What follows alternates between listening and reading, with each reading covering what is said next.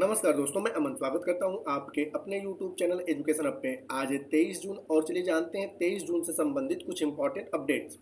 आगे बढ़ने से पहले जानते हैं आज के दिवस के बारे में। तो आज है 23 जून और आज के दिन मनाया जा रहा है अंतर्राष्ट्रीय ओलंपिक दिवस।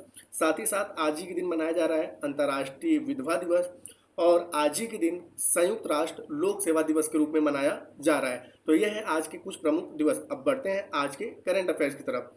तो आज का पहला अपडेट है कि प्रत्येक वर्ष 23 जून को कौन सा दिवस मनाया जाता है? अंतर्राष्ट्रीय विधवा दिवस या अंतर्राष्ट्रीय ओलंपिक दिवस या संयुक्त राष्ट्र लोक सेवा दिवस या इनमें से सभी। तो यहाँ पर सही आंसर होता है डी कि इनमें से सभी। अब जानते हैं इनके बारे में। तो अंतर्राष्ट्रीय विधवा दिवस पहली बार साल 2011 में मनाया गया था। अंतर्राष्ट्रीय ओलंपिक दिवस की बात किया जाए तो इसे पहली बार साल 1948 में मनाया गया था।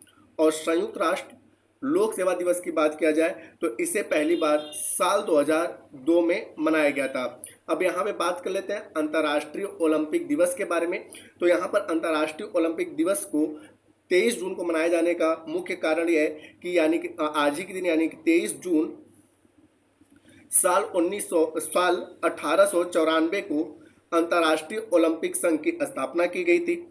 और इसका जो हेडक्वार्टर है अंतर्राष्ट्रीय ओलंपिक संघ का, इसका हेडक्वार्टर लुसाने में है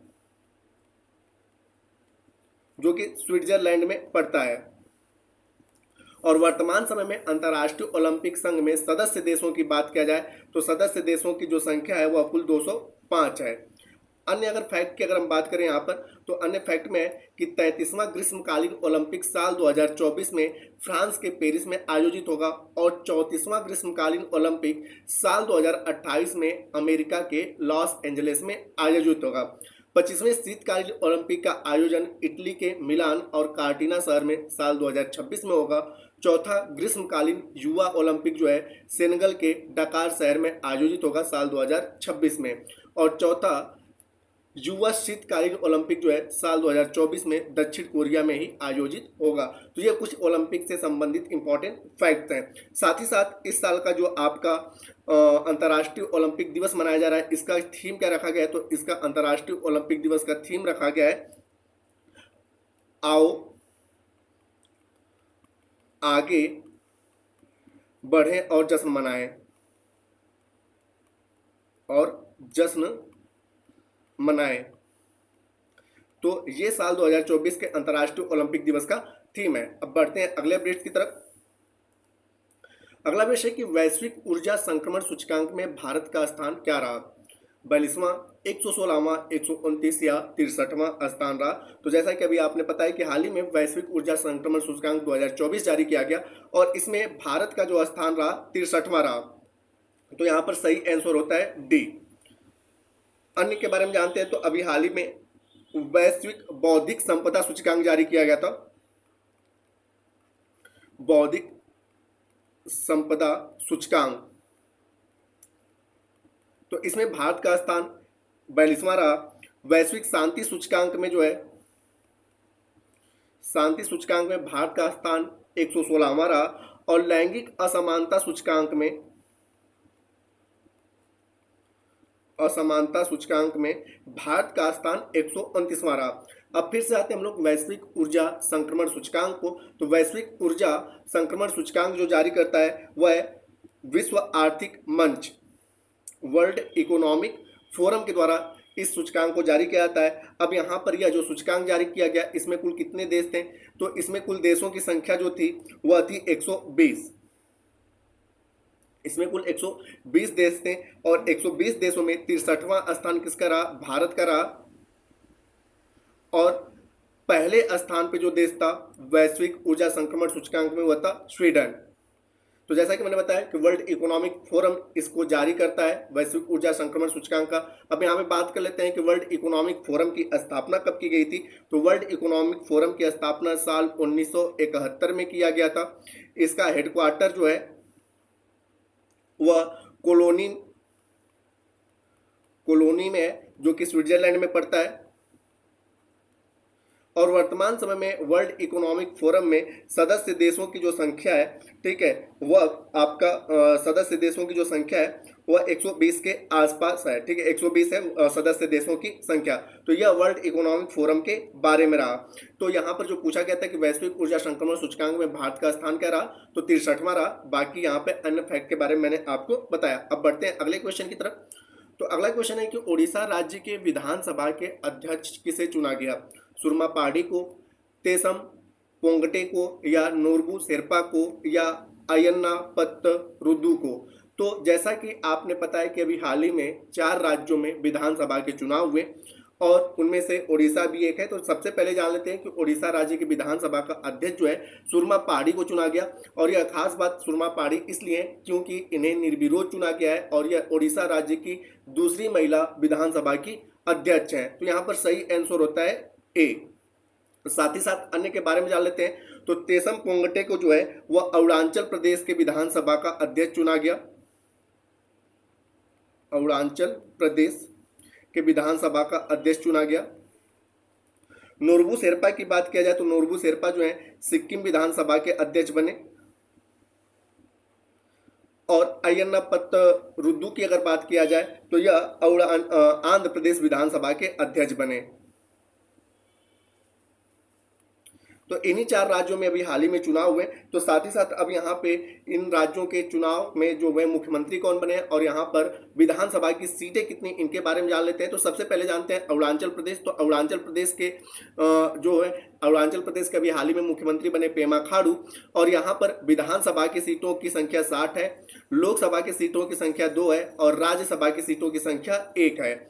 आगे की अगर बात किया जाए तो यहाँ पर है आंध्र प्रदेश। और आंध्र प्रदेश के मुख्यमंत्री बने चंद्रबाबू नायडू और उप मुख्यमंत्री बने हैं पवन कल्याण। यहाँ पर विधानसभा में सीटों की संख्या 176 है, विधान परिषद में सीटों की संख्या 58 है, लोकसभा में सीटों की संख्या 25 है और राज्यसभा में सीटों की संख्या 11 है। अगला जो राज्य है ओडिशा। ओडिशा में जो मुख्यमंत्री बने हैं मोहन चारण मांझी बने हैं और यहाँ पर विधानसभा में सीटों की संख्या 147 है, लोकसभा में सीटों की संख्या 21 है और राज्यसभा में सीटों की संख्या 10 है। और अगला जो राज्य है सिक्किम है। सिक्किम के मुख्यमंत्री प्रेम सिंह तमांग बने और यह दूसरी बार सिक्किम के मुख्यमंत्री बने हैं और यहाँ पर विधानसभा में सीटों की संख्या जो है 32 है, लोकसभा में सीटों की संख्या 1 है और राज्यसभा में भी सीटों की संख्या 1 है।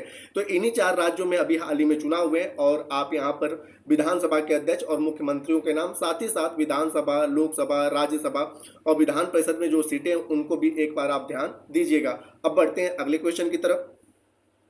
अगला क्वेश्चन है कि हाल ही में भारत के किस राज्य में विश्व के सबसे ऊंचे चिनाब रेल पुल का ट्रायल किया गया? महाराष्ट्र में, गुजरात में, जम्मू कश्मीर में या असम में? तो हाल ही में जो है जम्मू कश्मीर में विश्व का सबसे ऊंचा चिनाब रेल पुल का ट्रायल किया गया। तो सही आंसर होता है सी। अब यहाँ पे जम्मू कश्मीर में किस जिले में? तो जम्मू कश्मीर का रियासी जिला है, जम्मू कश्मीर का रियासी जिला है और उसी जिले में इस पुल को बनाया गया है। इस पुल के अगर बारे में बात किया जाए तो इस पुल की अगर ऊंचाई की बात किया जाए तो इस पुल की जो ऊंचाई है वह है आपका 359 मीटर इस पुल की ऊंचाई है। और इस पुल की अगर लंबाई की बात किया जाए तो इस पुल की जो लंबाई है वह 1315 मीटर लंबा यह पुल है। तो इस प्रकार से ऊंचाई की दृष्टि से यह विश्व का सबसे ऊंचा रेल पुल बन गया है। किस नदी पर बनाया गया है? तो चिनाब नदी पर बनाया गया है।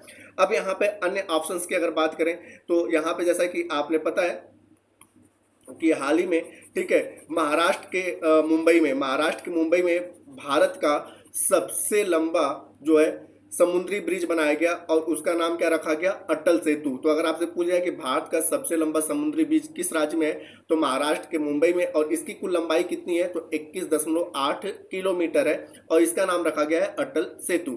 साथ ही साथ गुजरात भी अभी हाल ही में चर्चे में था कि गुजरात में अगर आपसे पूछ दिया जाए कि भारत का सबसे लंबा केबल स्टैंड ब्रिज किस राज्य में है तो गुजरात राज्य में, जिसका नाम क्या है? सुदर्शन ब्रिज, या इसका नाम सिग्नेचर ब्रिज भी आता है और इसकी लंबाई 4.7 किलोमीटर है और यह बेटका द्वीप को मुख्य भूमि, गुजरात के मुख्य भूमि से जोड़ता है। तो यह भारत का सबसे लंबा केबल स्टैंड ब्रिज है। साथ ही साथ अगर आपसे पूछा है कि भारत का सबसे लंबा नदी सेतु किस राज्य में है तो भारत का सबसे लंबा नदी सेतु जो है असम राज्य में है, जिसका नाम भूपेन हजारिका या ढोला सदिया है, यह ब्रह्मपुत्र की सहायक नदी लोहित में बनाया गया और इसकी कुल लंबाई 9.15 किलोमीटर है। तो इन सारे फैक्ट को आप याद रखिएगा। हालांकि दिए गए क्वेश्चन के अकॉर्डिंग सही आंसर होता है सी। जैसा कि मैंने बताया कि चेनाब रेल पुल का जो ऊंचाई है, ऊंचाई की अगर बात किया जाए तो यह 359 मीटर ऊंचा है और अगर इसके लंबाई की अगर बात किया जाए तो 1315 मीटर यह लंबा है। ठीक है, तो यह विश्व का सबसे ऊंचा रेल पुल बनाया गया है। और किस नदी पर? चिनाब नदी पर। किस राज्य में? जम्मू कश्मीर में। जम्मू कश्मीर के किस जिले में? तो रियासी जिले में बनाया गया है। बढ़ते हैं अगले क्वेश्चन की तरफ। तो अगला क्वेश्चन है कि साल 2024 के ब्लू प्लेनेट पुरस्कार से किसे सम्मानित किया गया? IPBES यानी कि inter governmental platform on biodiversity and ecosystem services को, या IIT दिल्ली को, या इरिस यानी कि intelligent roadways information software business and services को, या इंदिरा गांधी अंतर्राष्ट्रीय हवाई अड्डा को। तो यहाँ पर जो है कि साल 2024 के ब्लू प्लेनेट पुरस्कार से जो सम्मानित किया गया वह सम्मानित किया गया IPBES को, यानी कि ये ऑन है inter governmental platform on biodiversity and ecosystem को यह पुरस्कार दिया गया। तो सही आंसर होता है ए। अब यहाँ पे जानते हैं कि इस पुरस्कार के बारे में। तो ब्लू प्लैनेट पुरस्कार जो है वह जो है जापान के मतलब कि जापान के द्वारा दिया जाता है। ठीक है, और इसको कब दिया जाएगा? तो इसको दिया जाएगा 23 अक्टूबर साल 2024 को। और यह किस फाउंडेशन के द्वारा दिया जाता है? तो यह जो है असाही ग्लास फाउंडेशन के द्वारा इसे दिया जाता है। ठीक है, और यह किस लिए दिया जाता है? तो वैश्विक पर्यावरणीय मुद्दों को हल करने के लिए पुरस्कार दिया जाता है और इस पुरस्कार में $5 लाख जो है पुरस्कार के रूप में दिए जाते हैं। $5 लाख पुरस्कार के रूप में दिए जाते हैं। तो ये सारे फैक्ट है। तो किसके द्वारा दिया जाता है? तो जापान के द्वारा दिया जाता है यह पुरस्कार पर्यावरणीय मुद्दों पर। अन्य ऑप्शंस की अगर हम यहाँ पे बात करें तो अन्य ऑप्शंस में आपके आता है कि अभी हाल ही में IIT दिल्ली को अभिनव रोगाणु रोधी प्रतिरोध परियोजना पुरस्कार मिला है। और यहाँ पर intelligent road services information software business service की बात किया जाए तो इसे ग्लोबल सेंटर बैंकिंग पुरस्कार से सम्मानित किया गया है। और IGI यानी कि इंदिरा गांधी अंतर्राष्ट्रीय हवाई अड्डा जो कि दिल्ली में स्थित है, इसकी बात करें तो इसे अभी हाल ही में स्वसेवा बैगेज ड्रॉप प्रणाली शुरू करने वाला यह देश का पहला हवाई अड्डा बन गया है, जिसके कारण यह चर्चे में आया है। अब बढ़ते हैं आज के कुछ वन लाइनर करंट अफेयर्स की तरफ। तो अभी हाल ही में DGCA यानी कि नागरिक उड्डयन महानिदेशालय ने लैंगिक समानता को बेहतर बनाने के लिए अपने विभाग में कम से कम 25% महिलाओं को काम पर रखने की अधिसूचना जारी की। एशियाई विकास बैंक जिसका मुख्यालय मनीला में है, वह भारतीय स्वास्थ्य प्रणाली की तैयारी के लिए $170 मिलियन देने के लिए मंजूरी दी है। समाचारों में रहा कैसिमर प्रभाव एक प्रकार की यह घटना है जहां दो अनावेशित चालक प्लेटें एक आकर्षण बल का अनुभव करती हैं। तो आपसे पूछा जा सकता है कि कैसिमर प्रभाव क्या है? तो दो अनावेशित चालक प्लेटें आकर्षण बल का जो अनुभव करती हैं उसे ही हम लोग कैसिमर प्रभाव के नाम से जानते हैं। अभी हाल ही में चर्चे में आया राष्ट्रीय फॉरेंसिक इंफ्रास्ट्रक्चर संवर्धन योजना, जिसको 19 जून साल 2024 को मंजूरी मिली और इसे लागू किया जाएगा 1 जुलाई 2024 से। और इसके उद्देश्य के बारे में पूछा जा सकता है तो राष्ट्रीय फॉरेंसिक इंफ्रास्ट्रक्चर संवर्धन योजना का उद्देश्य है कि आपराधिक फॉरेंसिक बुनियादी ढांचे को मजबूत करना। और 18 जून को भारतीय डाक अधिनियम 1898 को निरस्त कर दिया, जिसके कारण यह चर्चे में आया। और अभी चर्चा करते हैं भारतीय थल सेना यानी कि भारतीय सेना की। तो भारतीय सेना ने गंभीर रूप से जले लोगों के लिए अपनी तरह का पहला त्वचा बैंक शुरू किया। और बात करते हैं भारतीय सेना के अध्यक्ष की। तो भारतीय थल सेना के वर्तमान अध्यक्ष मनोज पांडे हैं और अगले अध्यक्ष होंगे उपेंद्र द्विवेदी। तो उपेंद्र द्विवेदी भी अपने आप के लिए करंट अफेयर्स हैं। तो दोस्तों ये थे 23 जून के कुछ करंट अफेयर्स। उम्मीद करता हूं कि आपको यह वीडियो पसंद आया होगा। अब समय पिछले सेशन में पूछे गए क्वेश्चन का आंसर देने का। तो पिछले सेशन में आपसे पूछा गया था कि विश्व वर्षा वन दिवस कब मनाया जाता है? तो जिसका सही उत्तर था 22 जून। तो जिन्होंने भी सही उत्तर दिया उनके लिए बधाई। अब समय आज के प्रश्न का। तो आज का प्रश्न है कि वैश्विक ऊर्जा संक्रमण सूचकांक में भारत का स्थान क्या रहा? 42वां, 116वां, 129 या 63? तो आप इसका आंसर हमें कमेंट बॉक्स में दे सकें। आपके कमेंट का हमें इंतजार रहेगा। तो दोस्तों वीडियो पसंद आए तो वीडियो को लाइक करें, कमेंट करें तथा अपने दोस्तों के साथ शेयर करें और चैनल पर आए तो चैनल को सब्सक्राइब अवश्य करें। तथा इस PDF के लिए आप हमारे टेलीग्राम से जुड़ सकते हैं जिसका लिंक वीडियो के डिस्क्रिप्शन में दिया हुआ है। तो वीडियो के अंत तक बने रहने के लिए धन्यवाद। मिलते हैं जल्दी नेक्स्ट वीडियो में।